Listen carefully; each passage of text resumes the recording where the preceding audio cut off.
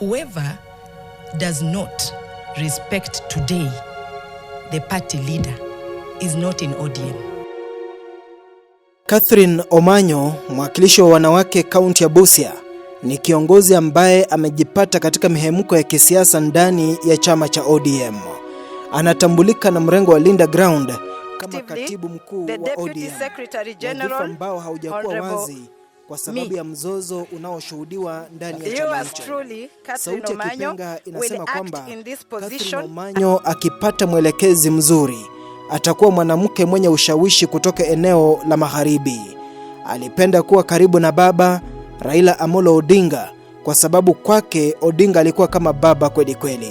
Katika mahojiano, Bi Omanyo amekiri kwamba alifurahia maisha ya kuwa kama bintiye Raila, na tena tamu zaidi alifurahia kuwa naibu katibu mkuu wakati Sifuna alikuwepo.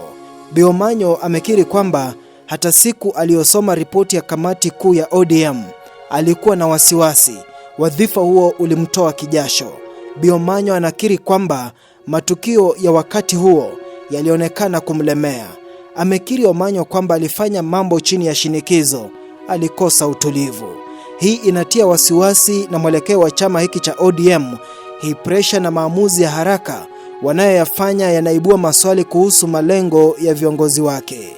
Bi Omanyo anaonesha uwezo na utayari wa kuelekezwa, ila akijipata katika mikono isiyofaa huenda atafanya maamuzi ya kummaliza kisiasa. Anahitaji kuambiwa asiwe na wasiwasi wakati yuko kwenye kamera, awe mjasiri na mwenye uwezo wa kuzungumza kwa mtiririko.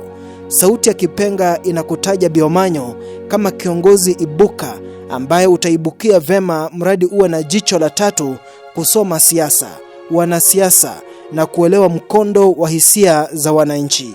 Jifunze pia kuwa mtulivu, usiye na wasiwasi, usiye tapatapa. Tumepuliza Kipenga, mimi ni Nelson Songa.